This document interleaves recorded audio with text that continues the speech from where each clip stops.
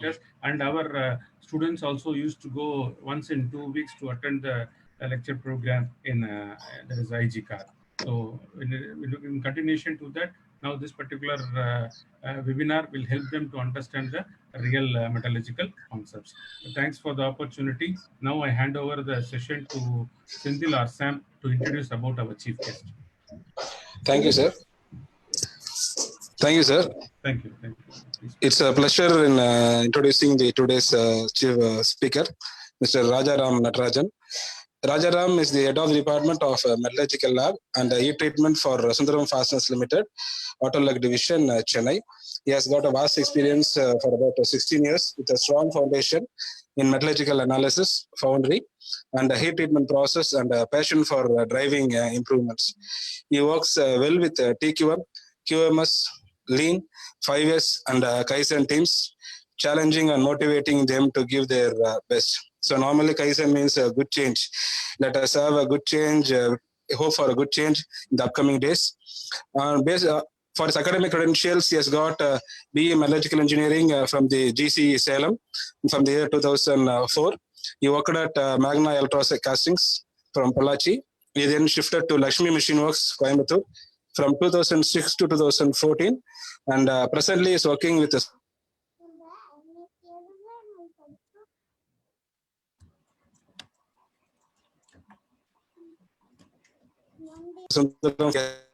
MBA in Human Resource, Agapa University.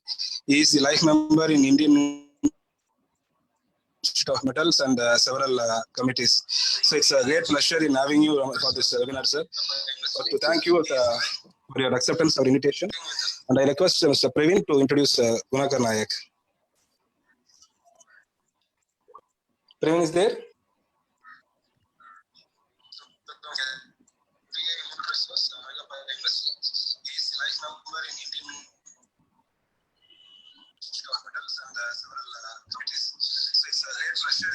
I think you can introduce Gunakar. Okay, let me do the pleasure. Mr. Gunakar Nayak is a leading quality department and heading mechanical lab in Hyundai Steel, Hyundai Motor Group, Anantapur. He has experience of 3.5 years in various sections of metallurgy, like foundry, heat treatment, metallurgical lab, metallurgical failure analysis, and etc. He has worked in supply quality, handling metallurgical issues from various streams of supplies like foundry, forging, heat treatment, powder metallurgy, rubber, sheet metal, and coatings. He has graduated in the year 2016 from Rajiv Gandhi University of Knowledge Technologies, IIIT, RK Valley, in the stream of Metallurgical and Materials Engineering. He worked at Sundaram Fasteners Limited, Chennai, from 2016 to 2019, currently working in Hyundai Steel, Anantapur. It's a pleasure in having you also among for this webinar, sir. Once again, we welcome you both for this webinar on metallurgy. To add up with our HOD's view, we are one among the few colleges having state-of-the-art metallurgy lab facilities. So we wish to have you in our campus once all these guys have been solved. So let us start the session, sir. Thanks for accepting our invitation. Thank you so much, sir. Thank you, sir, for your warm welcome. And now I hand over the session to Rajaram, sir. The session, the board is yours. Okay. Thank you, Samuel and Senthil sir. Good morning to all. Happy learning, friends. Myself, Rajaram, presently working with TVS Sundaram Fasteners Limited. First, I want to thank AVIT management and the mechanical engineering department, especially Mr. Lakshmi Mohan sir and Samuel for inviting us to share our industrial experience. Guna, you can intro, Guna. Yes, sir. Very good morning, all of you. This is Gunakar Nayak, and I thank all AVIT department who has invited me to give this talk. And I personally thank Rajaram sir, who was guiding me since 3 years, and he gave me this opportunity to share my experience with all these people in this time. And coming to our talk, as you see on the screen, in the our talk is overview of basic metallurgy in manufacturing industries. So I think most of us already know the importance of metallurgy in our daily life. And as on the screen page, so I first put pride of Indian metallurgy. I think most of you heard about the iron pillar of Delhi. So it is the importance of this iron pillar of Delhi is it is rustless. So it is having physical dimensions is 23 feet 8 inches, and its dia 16 inches. It is having. It is located in Qutub Minar, Delhi. So after it is not having rust, many scientists have worked on that, and they finally Professor R. Balasubramanian researched on it. He is from IIT Kanpur, and he come up with some results because which is having rustless iron. Main reasons are which he revealed is it is having more in its chemical composition. It is mostly having phosphorus, and because of its second phase particles which are acting as a passive layer on this material. Basically, rust to form a rust, it has to go to its original position. Like when we produce steel, we have to come from ore, which is hematite or magnetite. We have to reduce it with carbon by involving many huge energy. We produce iron, and basically because of free energy concept, every system will try to go to its lowest free energy. So each material, whenever there is a chance, it goes to its original phase. So our iron also always try to go to its original phase, which is its ore, hematite or magnetite. So to avoid corrosion, we have to stop the reaction by putting some passive layer on the metal or material. Otherwise, we have to avoid the atmosphere. So iron will have a easy tendency to have corrosion because it forms a hematite or magnetite whenever it is appear to atmosphere. So many times we give some protective layers, paintings, all those things. Coming to aluminum, it forms a adhesive layer with its metal. Aluminum oxide will be formed on it, so it will not degrade whenever it is exposed to atmosphere. Like that, in this iron pillar also, because of their second phase alloys, it have a protective adhesive layer. It forms a passive layer, so it is not degrading till now. These are the main few results they come up with. So I wanted to start with this great pride of Indian metallurgy, our iron pillar. Okay, coming to our next slide. Sir, can you move on to next slide? Yes, yes. Dear friends, before going to session, I would like to share my industrial experience briefly. One famous Tamil Thirukural says that Karka Kasadara Karpavai Katrapin Nirka Adarku Taga. It means that we have to learn flawless, clear learning and deep learning. Then after learning, we have to follow and live accordingly. In industry, both technical and practical skills are two sides of the coin. We can see lively what we learned in theoretical, and day by day we are facing different technical challenges. So there is an opportunity to learn new things. Metallurgy is a big tree. It has many branches like steel making, foundry, forging, welding, powder metallurgy, then heat treatment, and so on. I have traveled with foundry and heat treatment manufacturing process.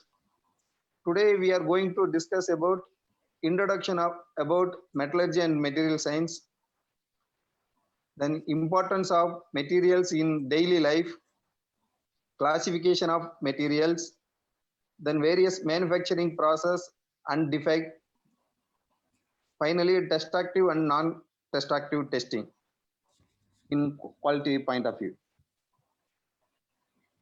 Some next slide, please. About metallurgy. Metallurgy, the scientific study of metals and their uses. In simple definition is the science and technology concerned with the properties of metals and their production and purification is called metallurgy. Then material science is nothing but research and development.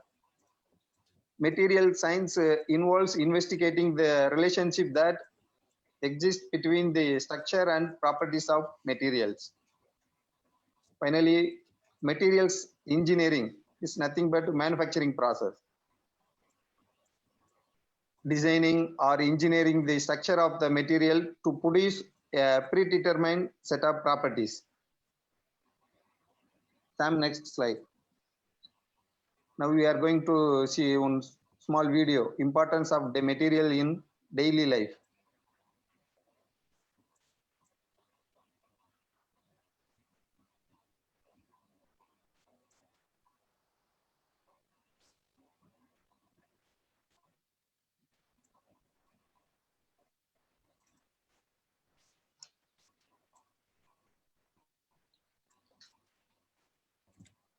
Sir, in this video, you can see how the materials are come up from the Stone Age, how it is got developed, and how much important all the materials in our daily life, how many materials that we are using in our daily life.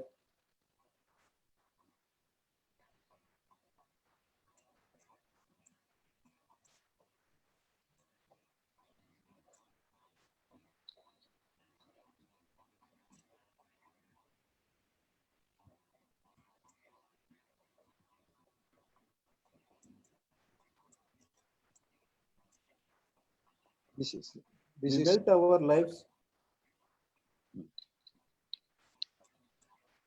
It is powering in steel making.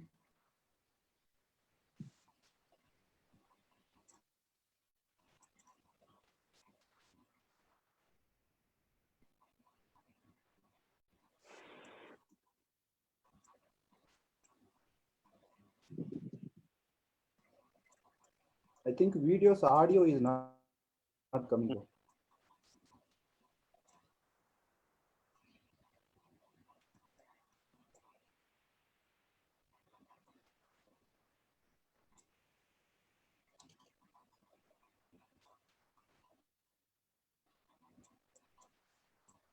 Samuel, can you?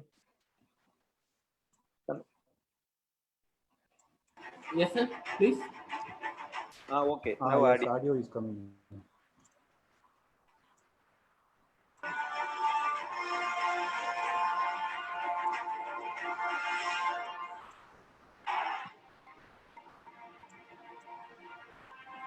So these are the sheet metals. Mostly these coils we use, all the automobile bodies, all the body material is the sheet metal only. This is actually the continuous casting from ladle to condition. It will go first. And you can see this is a quenching process of heat treatment here.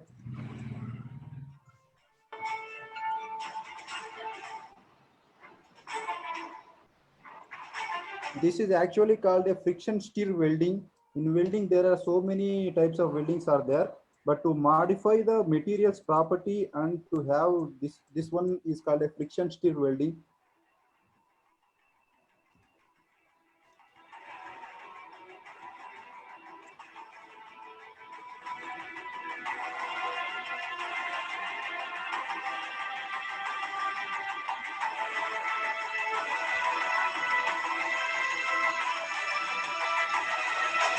And you see, this is our iron pillar of Delhi.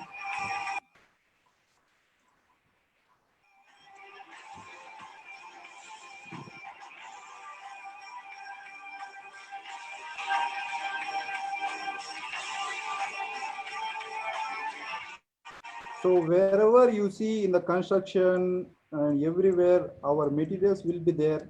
So you can understand the importance of materials in our daily life, from the starting of day-to-day life, from toothbrush to mobile phone, plastics, glasses, everywhere material is there.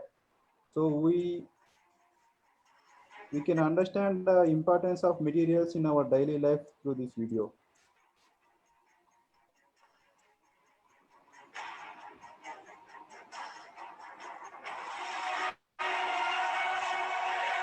In solar plant, windmills, basically all the engineering branches are required, as well as our material also very important to perform in that particular conditions for that application.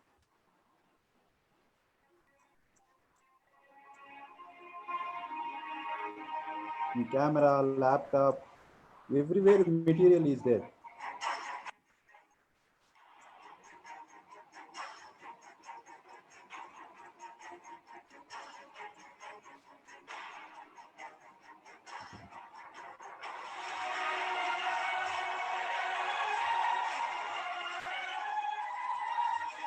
Now, day by day, technology is increasing in the TV, mobile phone, everywhere. Device getting smaller and technology getting improved because of the main reason is one of the main reason is material size is getting less. In basically in SIM card and all silicon material will be used. So development will be possible whenever there is a development in our materials. And you can see it is an artificial heart. So in the health medical department also, our materials play an important role. So whenever there is an injury, broken bones, so that bone can be replaced by our biocompatible materials like titanium, nickel alloys.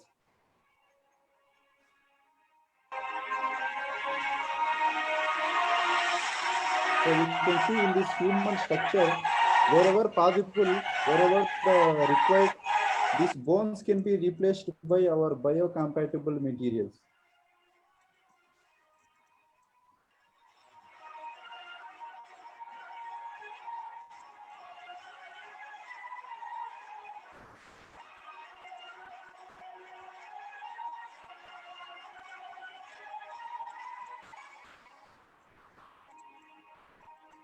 And you can see this athlete, his name is Carl Pistorius.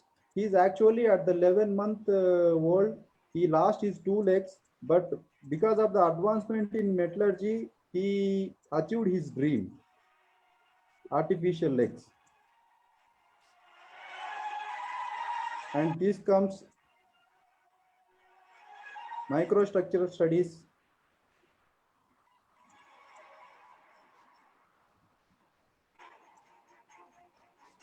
simulation studies,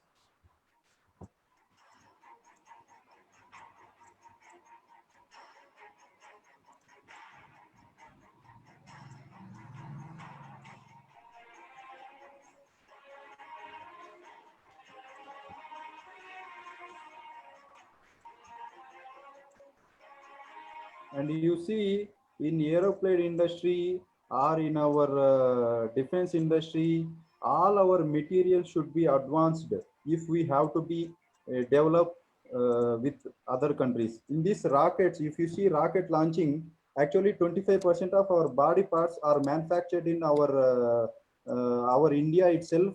In Hyderabad, there is a company called the Central Government's company, Mr. Dhatu Nigam Limited.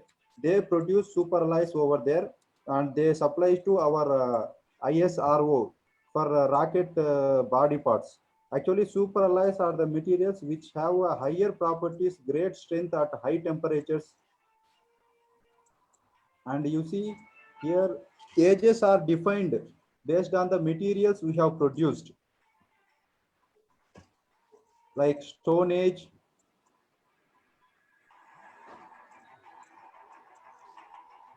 Bronze Age, and Iron Age. So with this video, I think we sir stop this video, sir. Samuel, Sam, sir. Okay, this video we can come next. So, dear all, I think by this video we can understand how much the material is important in our daily life. So we actually live with material everywhere. So knowing something about materials and its science, metallurgy is very, very important nowadays. And even if you mechanical engineering students also, even if you go to industries, there is a need of metallurgy to know with it. If you go for a supplier quality assurance, whatever department you go, you have to deal with some amount of metallurgy when you're dealing with materials in it. Okay, come to next slide, sir. Next slide. Friends, now we are going to see a classification of materials. 4 major classifications are metals, ceramics, polymers, then composites. Mainly today we are going to talk only metals. Metals have 2 different type of metal, ferrous and non-ferrous. In ferrous we are going to see steel and cast iron. Steel is nothing but less than 2% carbon. More than 2% carbon is called as cast iron. Then non-ferrous categories are aluminium and copper alloys. Then non-metal, ceramic, polymer and composites. Here we are in industry, we are using rubber and some polymer for bushing and sealing purpose. Top 3 steel production countries are all are in Asian countries. First is China. China producing more than 40% steel in world. Second is Japan. Third is our country, India. And best quality steel is stainless steel, grade 304. In steel, we can see n number of grades. That stainless steel is excellent corrosion resistance. It contains more than 12% chrome, nickel alloy, more than 30% nickel alloy. Then important minerals that are found occur in our state is bauxite. That bauxite ore belongs to aluminium and alloy, located in Salem and Tindikal area. Next slide, Sam. Okay, this slide I will discuss with you. So if you take metallurgy and material science or material engineering, finally this all material science, whatever R&D that we are doing, whatever new part production that we are doing, this will be mainly dependent on these 4 topics. So basically we can come from front to end or end to friend.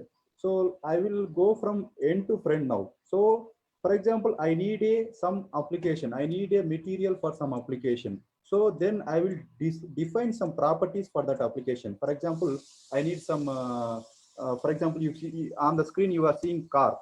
So I need a car to produce. So I know what kind of properties required for the car. So it should, whenever all these different parts needed different properties.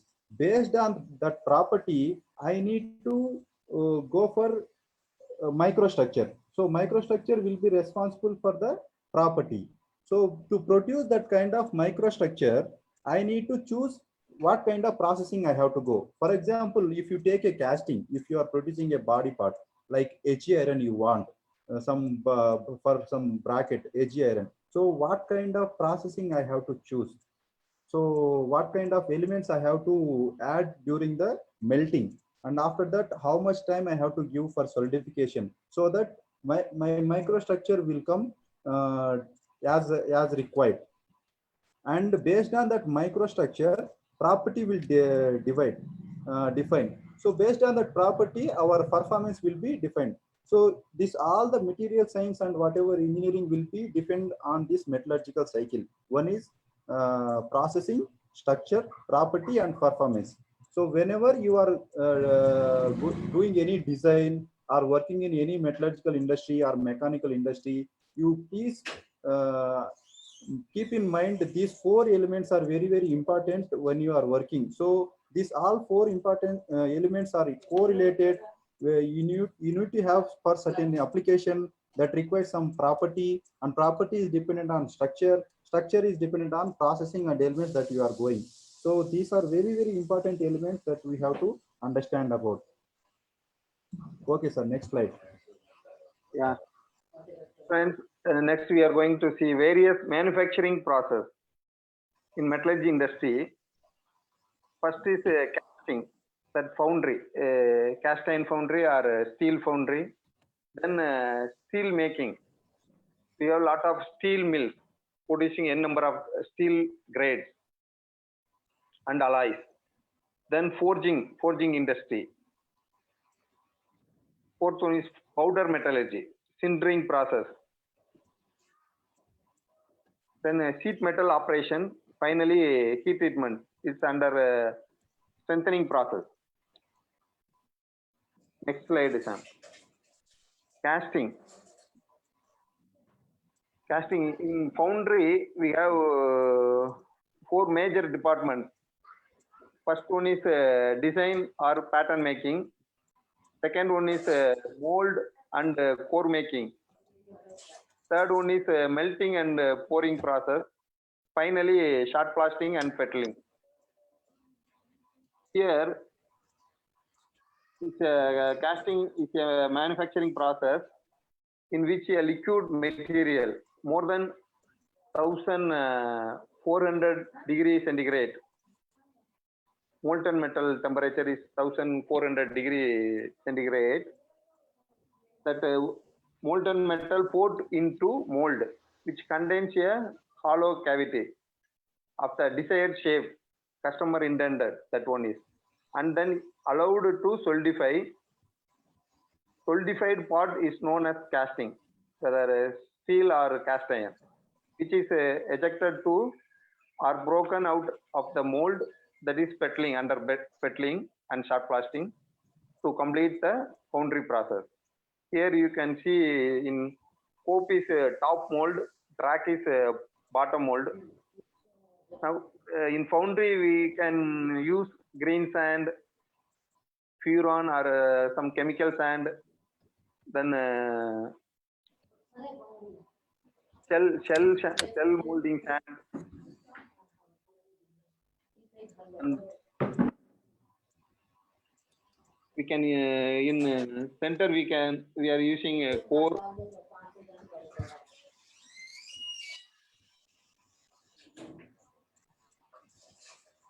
Cast iron here in Tamil Nadu we can see lot of foundries, cast iron foundries in located Coimbatore.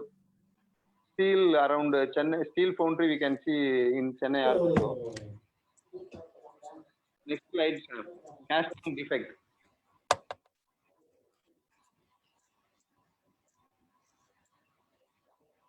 Casting defects major categories are gas defect due to gas.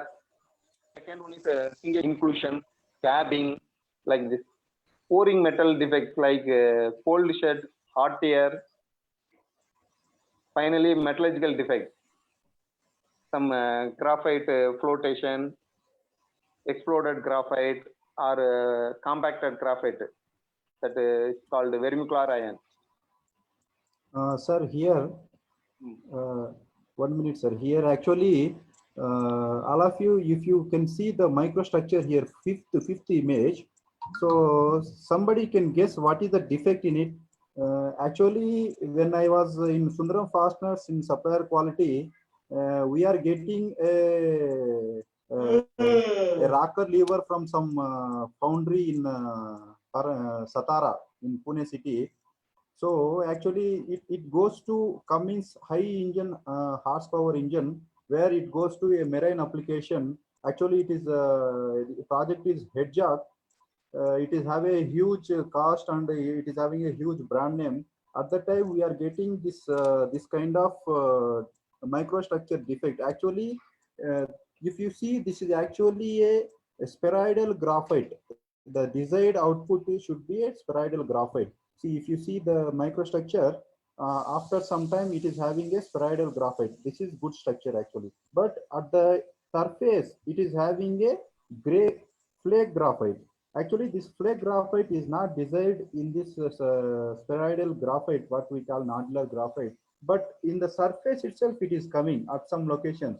So why this is coming at surface only? We have done n number of microstructure analysis. Me and Rajaram sir have done n number of microstructure analysis at different locations. In the same casting, we have taken 8 sections at different location of the same casting, and we have analyzed it. At a few locations, it is very high. And when we go to that foundry and analysis there, what is happening? This defect is actually a degradation of graphite. Is called as a degradation of graphite. Actually, the casting means we have to go for sand casting, like shell molding or green sand molding. When this sand will be mixture with some bentonite, coal powder, like that. In that, phosphorus also, sulfur is one of the element. This sulfur, the sulfur present in the sand at the metal mold interaction, when we are pouring the molten metal into the casting, so this sulfur which is there on the surface, it will react with the magnesium present in the molten metal. Actually, magnesium is the one element which makes the graphite into spheroidal, that many people already know. But if the sulfur is there in the sand at that location, that magnesium effect will be depressed and the flake graphite will form on that location. So if this flake graphite depth is more, when it is goes to application, after at some stress level, it will get failure. So material will get failure. This is one of the me and Rajaram sir, actually we worked almost 2 months to identify and reduce this defect in this product. So each defect is having its we can actually research a lot in our castings for why this coming, what is the effect will be there. So this is one of the defects that I wanted to share with you. Okay, sir, you can continue. Okay, I think next slide. Okay, sir. Casting defect is over. Next, Sham, next slide. Okay, coming to steel making, as many of you, I think, already visited, if you are a 4th year students, if you are already visited some steel plants for some internship kind of things. So steel making is a process like, first we have to get the ore. If you see the picture in the top left. So here the blast furnace is the furnace where we are getting from ore to pig iron. So the ore will be added from the top, and it will in the form of pellets or sinter and limestone, and we make the carbon is the main reducing agent from ore to iron. So Fe2O3 has to reduce to iron, Fe. To divide this Fe and oxygen, carbon is the main element to be added in this furnace at high temperatures. So this coke, we naturally get coke from everywhere, but in the coke, there is a very little % of carbon. So it will, carbonization is one of, we get coke.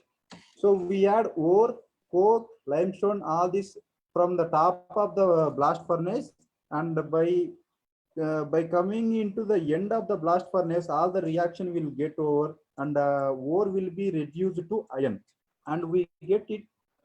Pig iron will be the output of this blast furnace. Then it is transformed to in a electric arc furnace or basic arc furnace. There are many arc furnaces are there for steel making. For the desired output, we will add all the elements into that in the pig iron, and we will purify it. And from there, it will go to continuous casting. It will go to continuous casting, and you can see after continuous casting, you can see there are different form of product we can produce.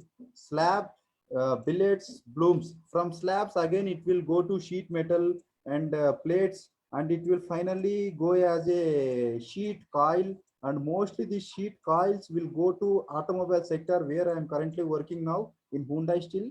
So all this coil will be you can see here is the car image is there. You can see all the outer body parts are sheet metal only. They are formed by pressing operations, blanking operations like that. And coming to billets, so it will further reduced as bars, small wires, and tubes, all those things. And if you see blooms, it will go for railway tracks or structural materials. So this is a brief idea of steel making from ore to final product. Or it has to go to blast furnace where it is reduced from hematite or magnetite to iron. That pig iron will be refined in steel making in electric arc furnace or basic arc furnace like that. From there, it will continuously casted. This continuous casted is a semi-finished product. After that, it will goes to sheet metal or billets or blooms. From there, it will come to final application. So this is the brief thing about steel making. Okay, sir. Next slide, please.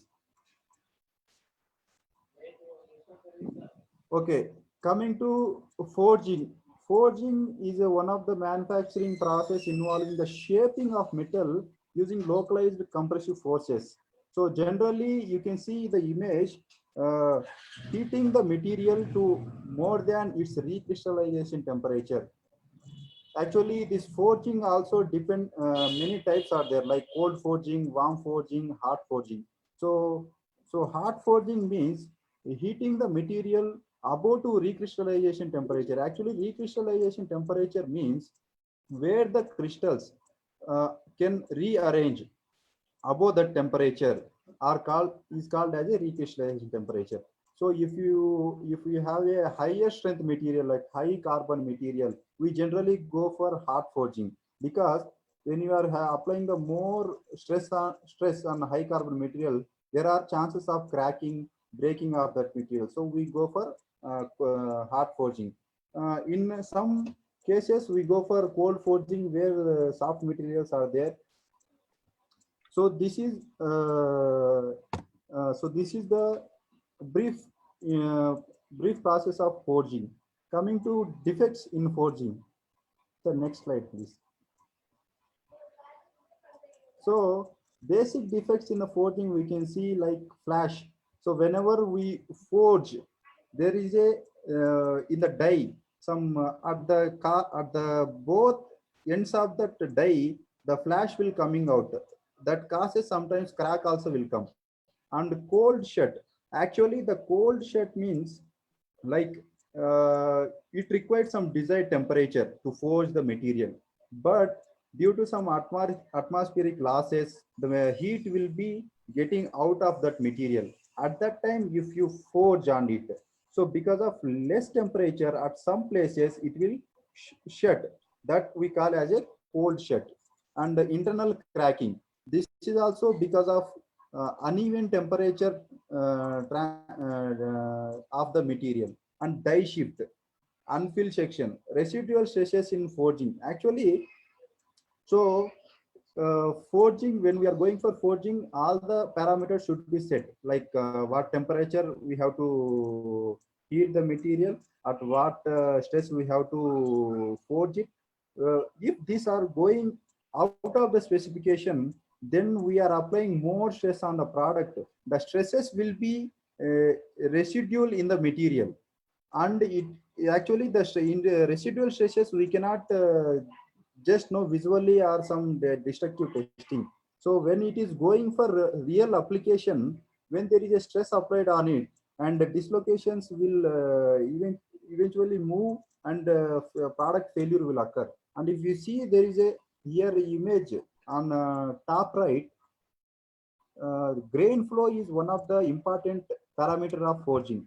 So in the designing itself, whenever there is a product designing, we will design in which direction we have to force so that the desired grain flow will come. Based on grain flow also, there are many properties are dependable.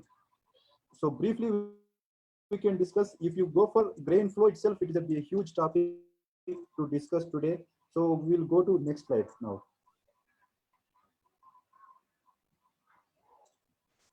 Okay, powder metallurgy. This is one of the manufacturing technique actually. So basically, now we have seen casting and forging, where in casting and steel making, we heat the metal to its liquid state and we cast it for a required shape.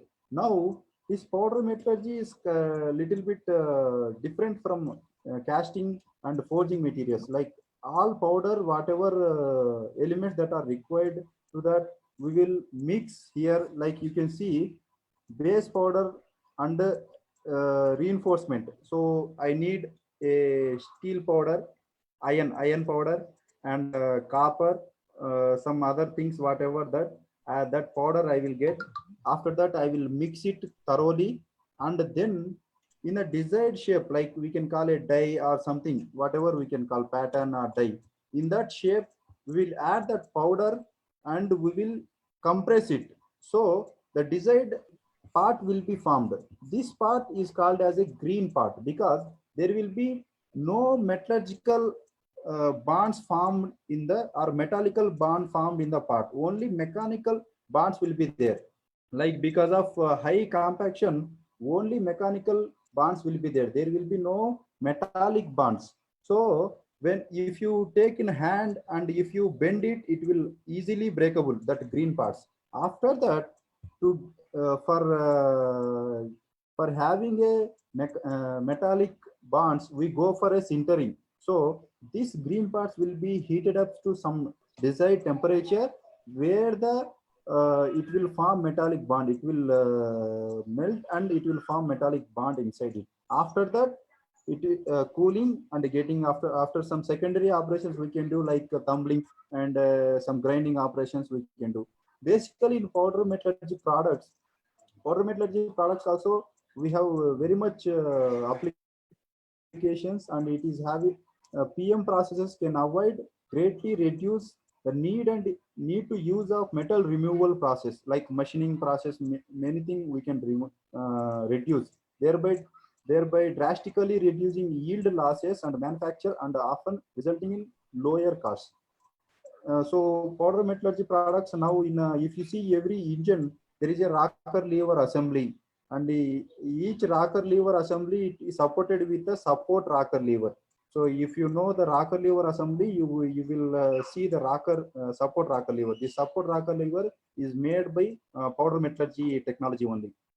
In this, basically, powder metallurgy product density of the particular location is very important because we are doing compaction. So desired one of the desired output is density. So density we have to maintain as per the design, and we basically get in powder metallurgy defects like some microstructural defects and crack. Usually we get crack because when there is a green part, it generally goes on a conveyor. So if the conveyor is having some shaking movement or some disturbance is there, so this green part will get some crack, and it will not cover up in sintering also. So this crack will be always there. So actually in the Sundaram partners in the supplier quality, so if you get 100 parts, at least 1-2 part will be some crack part will be there. So this can be physically we have to this crack physically we have to avoid only because it is not technical.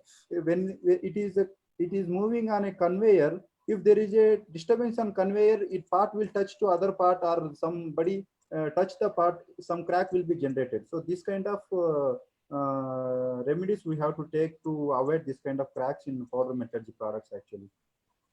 Okay, coming to next slide. Okay, sheet metal operations. Actually,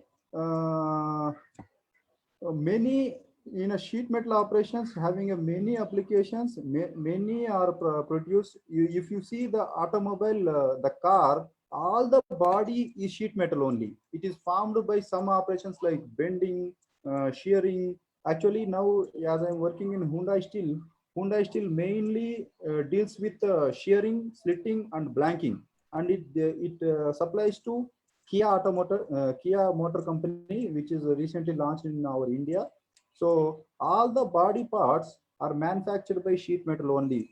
In basically sheet metal, mostly we are getting from our JSW, Tata Steel, and Hyundai Steel Korea, like that. So these are the sheet metal operations: bending, shearing, slitting, blanking, punching, trimming, roll forming. Roll forming, if you see car frames, for any car frame, all the car frames are made up of roll forming only. So all these operations are very important in automobile sector for the sheet metal industries. Bending means, if you see the first picture in that bending operation, there are different type of bending operations. So in this bending operation, you can see there is a die and there is a punch. So when we are punching, it will come to the desired shape of the die. Actually, this is one process. And in bending process, most common problem is reverting back, because every material, if you see stress strain diagram of a material, so it will have some elastic limit first. After that, it will go into plastic region. So when you are bending, it will go beyond the elastic limit and it will go into plastic region, and the deformation will stay permanently. But when you are taking the stress out of it, whatever the elastic limit induced in it, it will come back.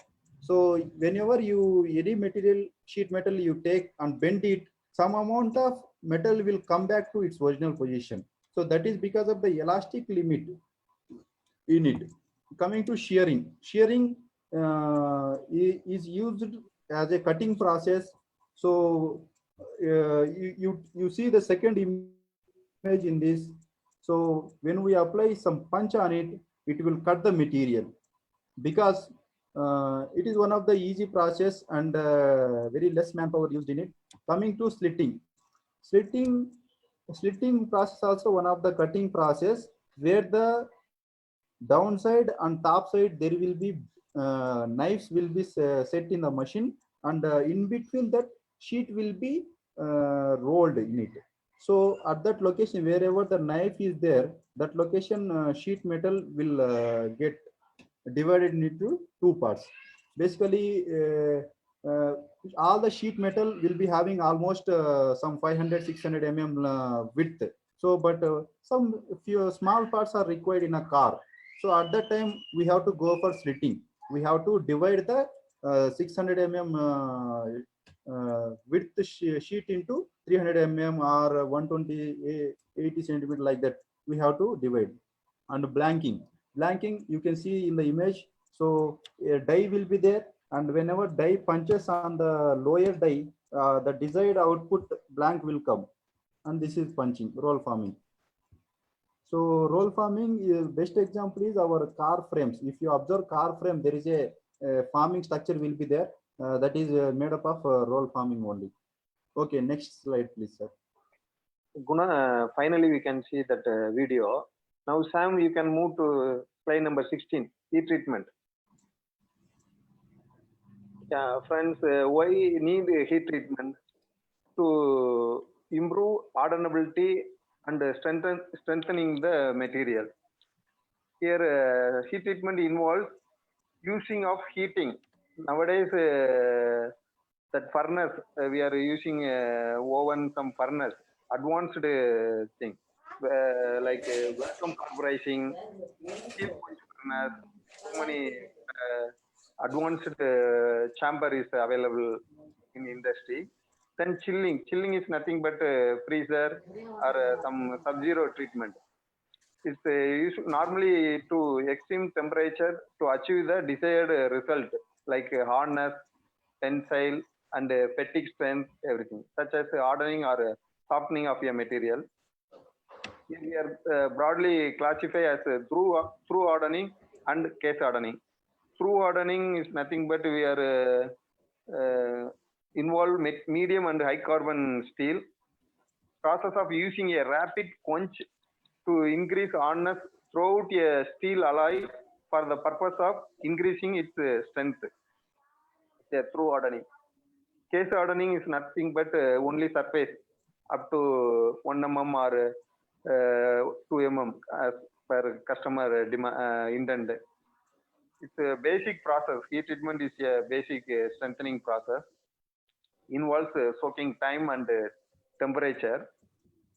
Initially, we are heating up to temperature 900 or 500 is heat treatment cycle. Then sudden cooling or furnace cooling is vary for different process like hardening or normalizing, annealing. Normally in foundry, we are using stress relieving and annealing process. In forging industry, we are and steel mill, we are using normalizing process. After that, finally, we are only doing through hardening and case hardening. At the normalizing temperature from 800 to 980 degrees centigrade, mostly we are doing. Then annealing is below 760 degree. Then stress relieving is up to 550, something below 550 only we are doing. Tempering, after hardening, we are doing tempering process to relieve internal stresses. Here we are going up to 700 degrees centigrade. Nowadays, we are matching with steel property in ductile iron. That is name heat treatment is ash tempering. Ash tempering we are doing 800 to 920 degrees centigrade. Next slide, Sham.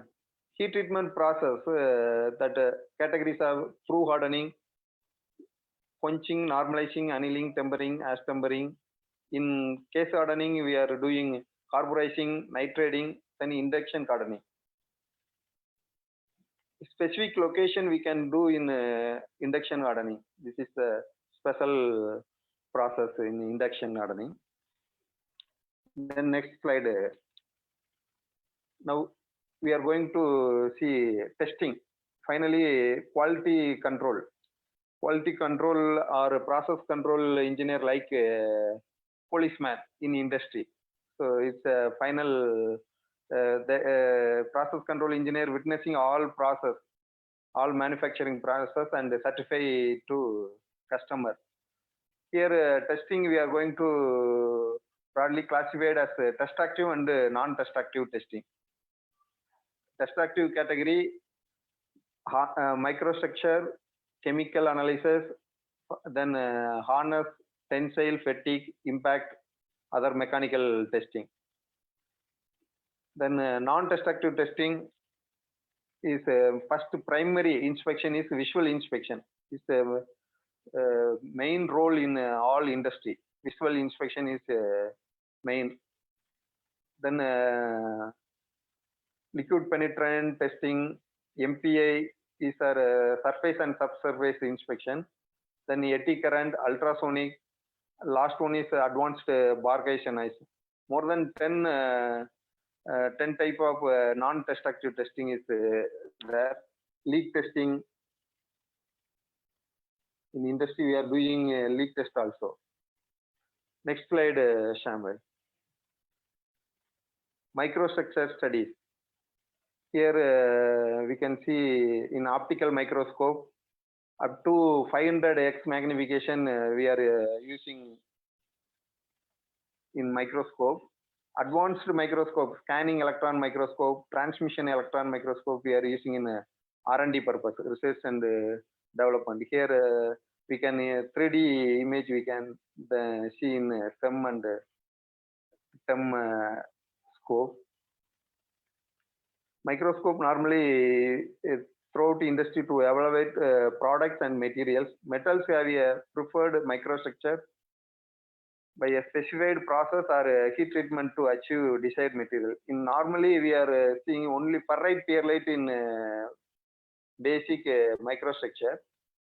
If hardened part, we can see martensite, bainite, austenite.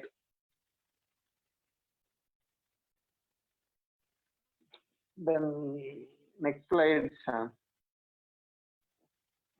Second one is mechanical testing, hardness. Here we can see 4 types of testing: Brinell, Rockwell hardness, Wicker hardness, then rebound hardness testing. Normally foundry we can see Brinell hardness testing. More than we have 10 type of material grade in foundry. In AGIN we have major 5 type of grade, and Craig cast and foundry also we have more than 5 grade of chemistry. Then Wicker and Rockwell, generally we are using heat treatment. After hardening only we are checking. In heat treatment, so many process, carburizing, nitriding is we are doing. Next slide is optical emission spectrometer. Gunakar, you can explain, Gunakar.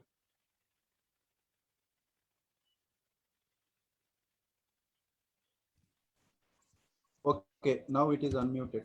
Okay.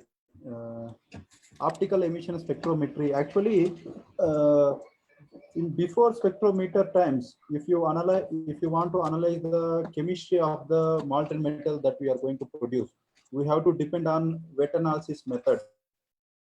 Like if you might be know the carbon stored in operators, where we can find out the carbon percentage and sulfur percentage, and other wet analysis methods for silicon and other things are there. And still sometimes if we want to know the chemistry of any casting, because after solidification in casting, knowing the chemistry in spectrometer is limited for few elements only. So we need carbon and other elements. We will still now we still depend on the wet analysis methods. In some third-party laboratories, there are facilities for wet analysis method to identify the elements.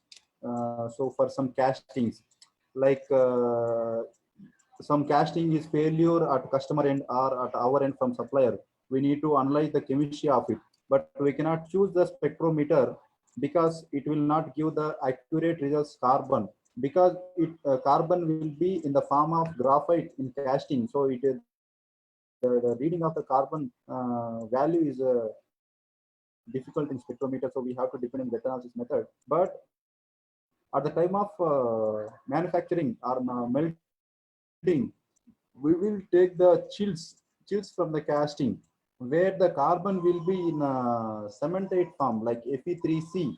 So that carbon can easily read it through spectrometer. So we you might have observed all the students, if you have visited foundry, whenever they are checking the chemistry, they will take the chill coins from the molten metal to read the chemistry. Okay, coming to this machine, how it works, the principle of this machine actually.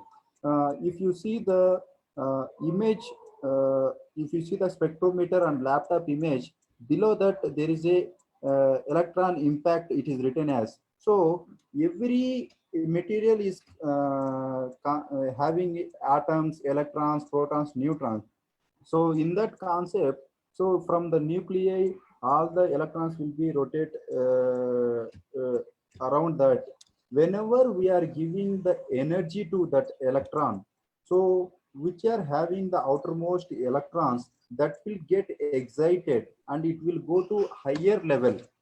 So when we give some energy to that electron, it will go to its higher level. And when that energy is getting down, and that electron will come down to its original state, when it is coming down, it will release some radiation. That is unique for each metal, like carbon, like each element, like carbon, silicon. That energy, that radiation is unique for each one. So when we will, the spectrometer principle is we have to spark the material which we are going to test the chemistry. When we are applying that energy, that spark, all the elements in that material will go to its higher level and it is coming down.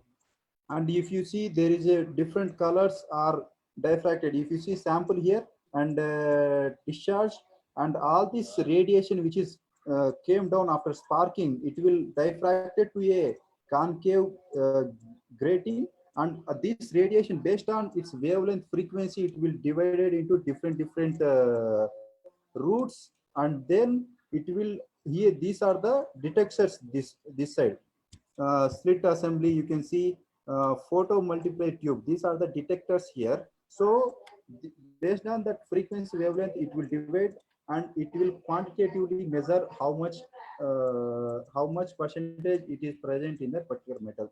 This is the basic principle of any spectrometer. Like it has, we will apply the energy to that material, and the elements in that will get excited to that energy, and when it is coming down, it will release a radiation which is a unique property, like our fingerprint. So our fingerprint is a unique property for us. It will not repeat for others. Like that, each element have a separate radiation, separate wavelength frequency. Based on that, it will divide and it will calculate quantitatively, and it will give how much percentage the element is. The carbon, which much percentage, silicon, which percentage, manganese, how much percentage. Like that, this spectrometer will work. And this is the basic equipment necessary in all the steel making manufacturing industries and the casting industries. Okay, sir, next slide. Okay, now that is chemical testing. Coming to mechanical testing, tensile testing is one of the universal testing, we can say, because in this tensile testing we can almost get 20 to 30 parameters we can get from this tensile testing. But basically in the engineering field, basically we deal with three basic properties, that is what is the tensile strength, yield strength, and elongation. These are the basic properties that we deal in every manufacturing industry. Basically, the definition of tensile test is also known as a tension test, is one of the most fundamental and common types of mechanical testing. A tensile test applies tensile force, like pulling. Pulling is called a tensile force to the material and measures the specimen's response to that stress. So when we apply the tensile force on it, and we will observe the response from that material, and that response, if we draw it, it will come as like this. And we take stress and strain diagram. See, if you see the first image, the sample, it is our initial image from left to right. You see, this is our initial sample. When I am applying the tensile forces on it, it will try to elongate up to some point, and necking will form. After that, it will fracture. So basically this elongation and necking, all this will depend on the material's ductility and brittleness nature. Actually, so we can divide the materials into brittle in this classification, like brittle materials, ductile materials. You come to this steels and cast irons. Basically, all steels are ductile maximum broadly, and cast irons comes in a brittle material. But when you look into the cast iron family again, there are many different types of cast irons, like nodular cast iron, flake graphite cast iron, white cast iron, and then other different cast irons are there. Like nodular cast iron means the graphite will be in a spheroidal shape. That spheroidal shape, because of magnesium element, it will come. And flake graphite, if you see the microstructure, the flakes will be present in it. And if you see the white cast iron means the carbon will be carbide will be present in that Fe3C. So this kind of and this ductile iron, which is named because it is having a higher elongation than graphite, flake graphite iron. So why it is having a higher ductile than the flake graphite means it is because of its microstructure. Like graphite shape, the graphite shape is very important factor to have this ductile nature in the ductile iron, because the graphite will be in a round shape in the spheroidal graphite iron. Actually, as I said already, all the system try to go its lowest free energy. So if you whenever there is a structure is round, that body's, that system's free energy is very less. So naturally, if you see, whenever you drop a water droplet, it will automatically go into a round shape. In the normal from if you drop like this, it will come as a round shape, because system always tries to less its free energy. When there is a round shape, there are many bonds will be formed, so energy will be less. And there is a any other shape, the broken bonds are more. Whenever there is a broken bonds are more, the free energy will be higher. So now this graphite in the flake graphite iron, the structure will be like that flake will be having a higher free energy, so it is very less stable. Whenever you apply the stress on it, it is easily it will not bend, it will not have ductile nature, it will first it will break. But when you apply the stress on the same stress on the ductile iron, because of its nodules, it will have a lesser free energy. It will first bend at least some 6 elongation based on its grade again, 500 bar 6, 600 bar 3, 450 bar 12, like this. Based on these grades again, this depends. Now you see in the tensile testing, basic properties that we can get when we apply the stress on material. First, it will go up to the elastic limit. That elastic limit is called yield strength.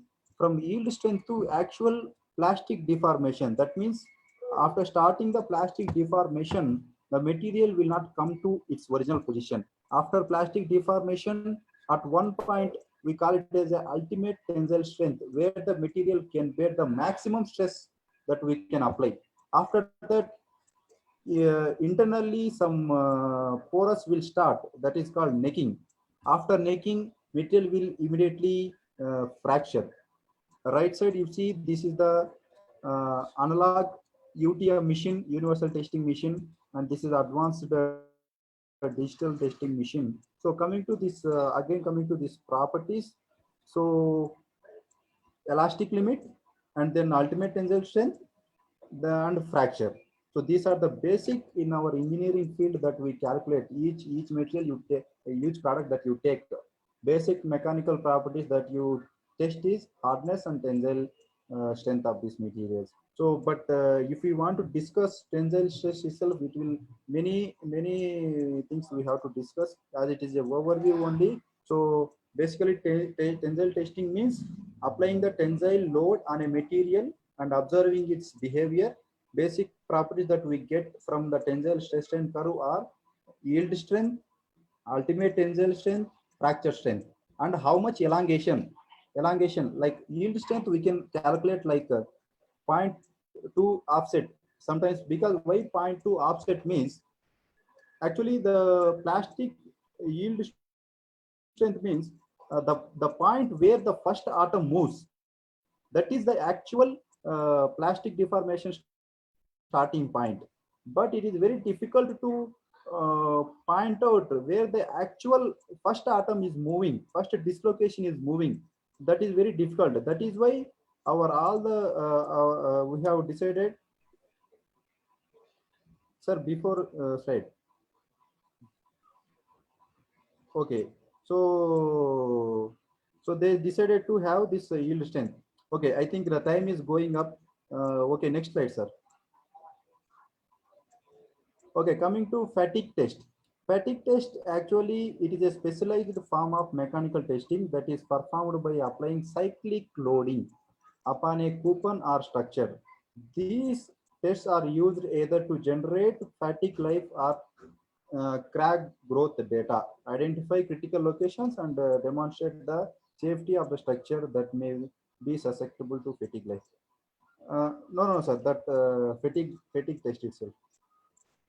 Fatigue test, please.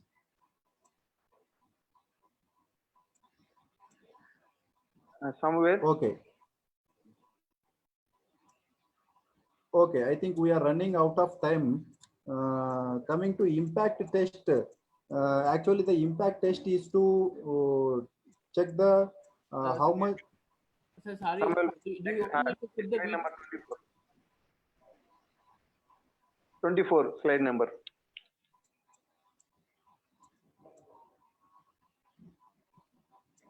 Previous slide. Previous, Okay. previous. Yes, slide. yes, this one. Okay, impact test is basically to know the material, how much energy it is getting absorbed when we give the impact load on a material. Okay, we are going out of time. Okay, sir, next slide, please. Samuel, next slide. That is a liquid penetrant. Okay, so basically this is a non-destructive testing. Okay, sir, you please continue. Yes, sir. Thanks, Puna. Before liquid penetrant is primary non-destructive testing is visual inspection. Everyone can do visual inspection with a few seconds only. Next inspection is liquid penetrant. In industry, we are using mostly in dye penetrant. It takes some few minutes only. It's low expensive cost, and it's only we can do only surface only. Here we are using penetrant, cleaning agent, then developer. Mostly in penetrant is red color. Then we have to rinsing with cleaner.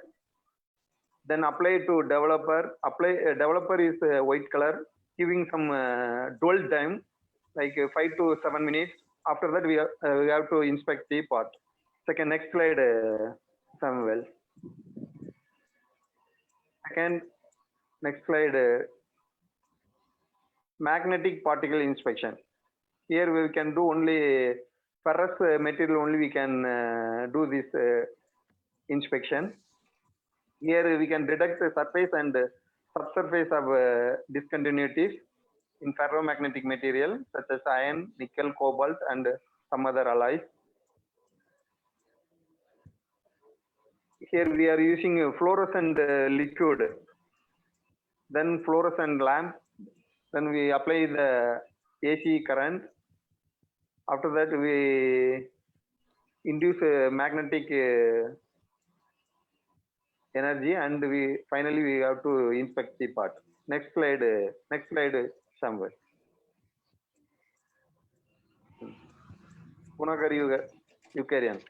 Okay, eddy current testing, actually one of the hugely used non-destructive testing to sorting the materials. If in industries there is many chances of mixing up the materials, like material product will be same, but the properties might be different, like soft material, hard material, heat treated material, non-heat treated material, but my product is same, but one is heat treated, another one is non-heat treated. If I want to know which one is heat treated, which is not heat treated, if I have to go for microstructural studies, I have to cut the material. But without cutting the material, how can I see which is heat treated or which is not heat treated? I can go for hardness checking also, but if I go for hardness checking, there is an impression on it. I don't want any impression on the product. At that time, we can go for eddy current. Like this is eddy current is many electromagnetic testing methods used in non-destructive testing, making use of electromagnetic induction to detect the characterized surface and subsurface flaws in the conductive material. So if you see the image here, this is the probe connected to the material, and this probe will induce the electromagnetic field in the material, so that eddy current will generate.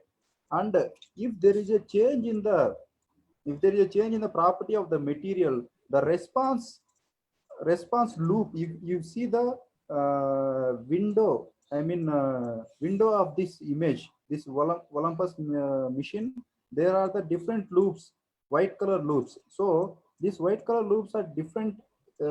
One is at a lower stage, one is the upper side. So soft material will give a different response, and harder material will give a different response. So this mainly will be used for sorting this kind of difficulties. Next slide, sir. Okay, ultrasonic testing, it is basically used for two purposes. One is to detect the defects in the material and to find the thickness of the material. How we can see the defect of the material? You see the image downside here. If say there is a defect, I poured a casting, I got the product, but how to know is it is free of defects, internal defects? If it is outside of the product, I can easily see with my eye, and it is on the surface itself, you can easily detect by some liquid penetrant test or some MPI. But if it is well within the part, how can I detect it? How can I know there is some other element, some other material is there, or there is a blowhole is there? I don't know how I can see. By with this ultrasonic testing, it is very easy. So wherever there is a, you see here, this one is my material, and on that I place the probe, and that machine will produce the sound waves, and it will go into the material. After the completion of that material's length, it will come back, and if it is traveled complete the material, the signal will be different. Back surface signal, you see, back surface signal is different. Crack echo is different, because that wave is traveled half of the material only, because there is no way to travel, some gap is there, some defect is there here, so the wave is returned back. So you get the different signal here. It is in signal form, and some digital forms are also came now. So based on this, we can identify is there any defect in it, and we can measure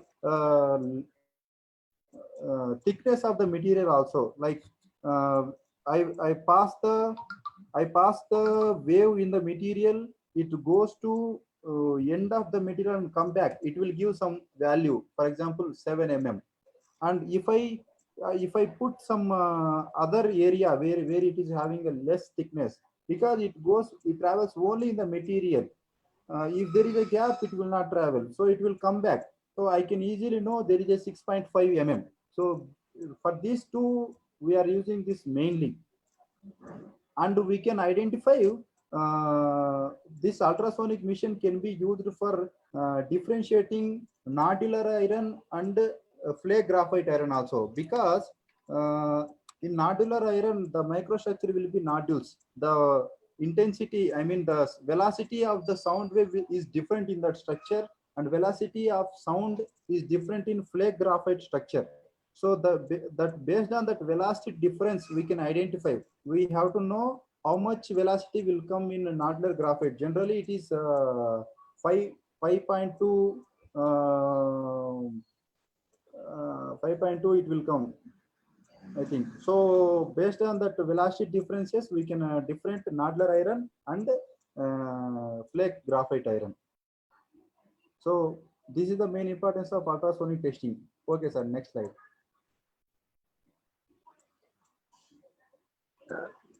Next slide, sir. Slide, sir. Okay. This is Barkhouse noise analysis. This is almost similar to application wise. It is almost similar to eddy current, but the principle wise it is different. This eddy current base, I will first tell the principle of this machine.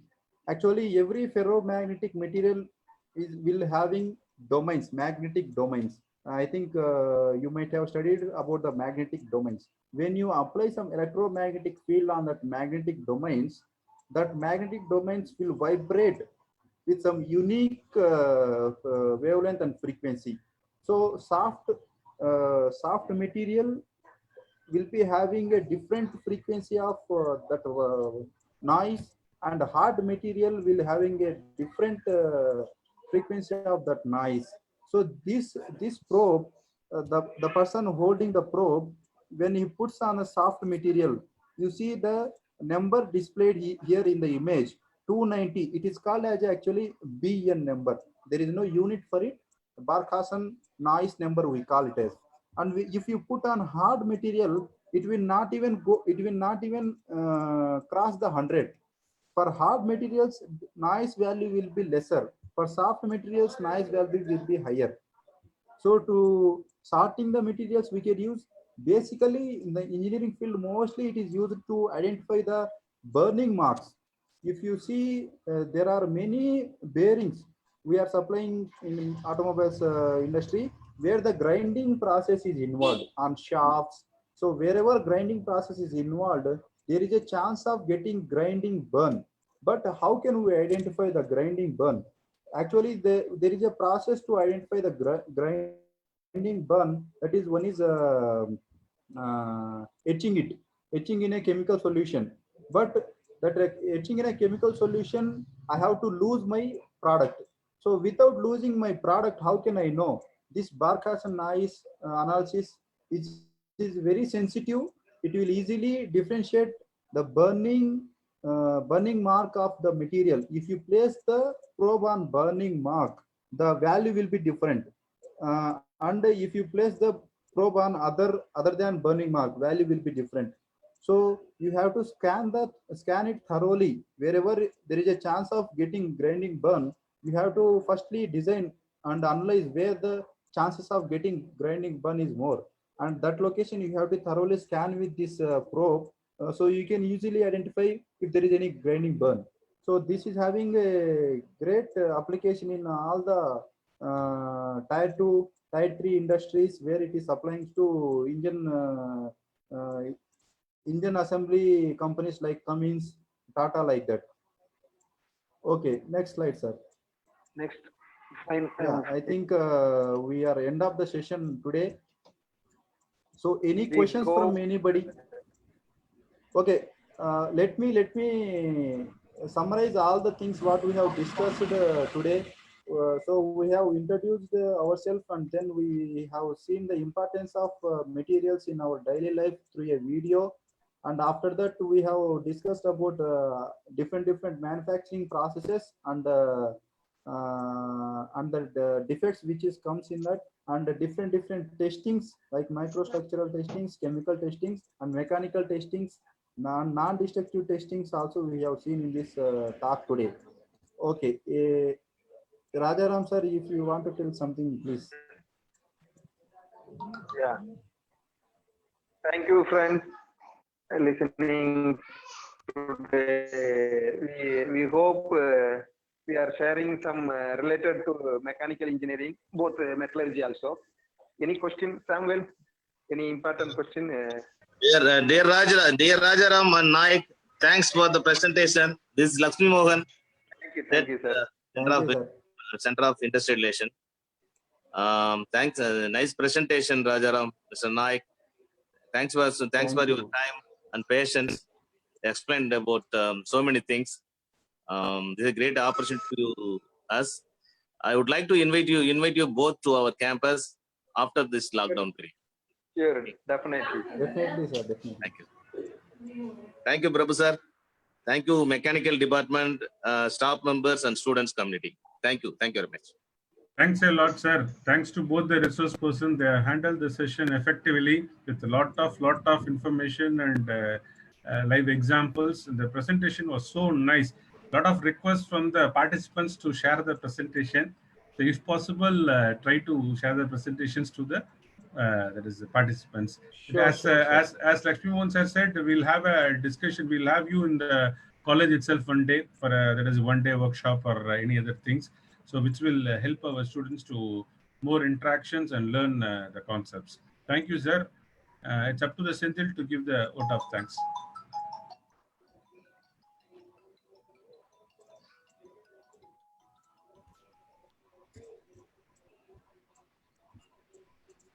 Sindhu sir, please unmute yourself. So Thank you, sir. Thank you. Yeah, Thank I you. unmuted.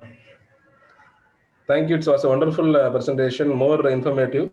As said by our HOD, the most of the participants were requesting for the PPT because the PPT has content, as more contents.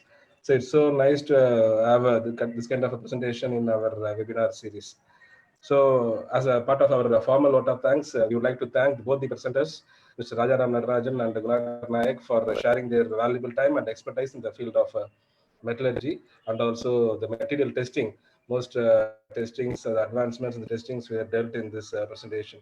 Thanks a lot for both of you, sir. We would like to thank our management principal, vice principal, head of the department, head CIR,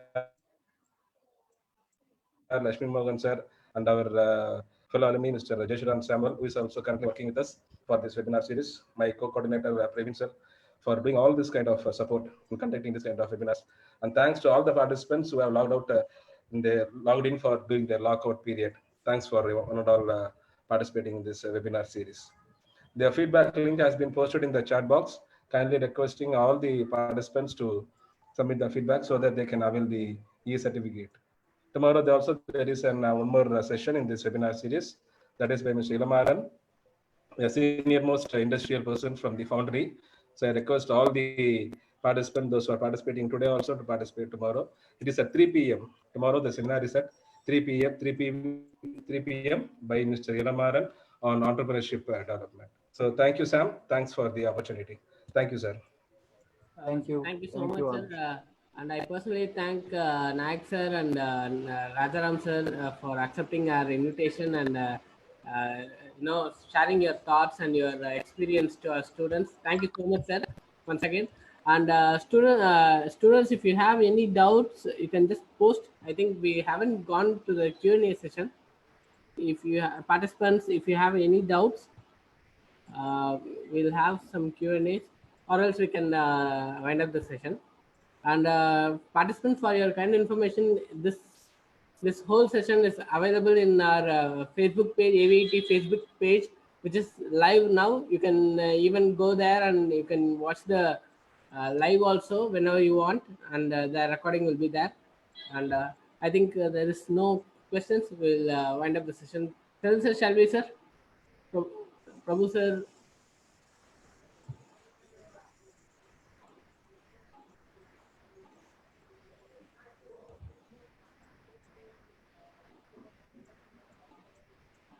Hello. It's fine, Sam. Actually, the PPT was more informative. Maybe that may be the reason for not having the questions. All the questions were answered in the PPT. So there may not be any questions. It was more contentable. Yeah.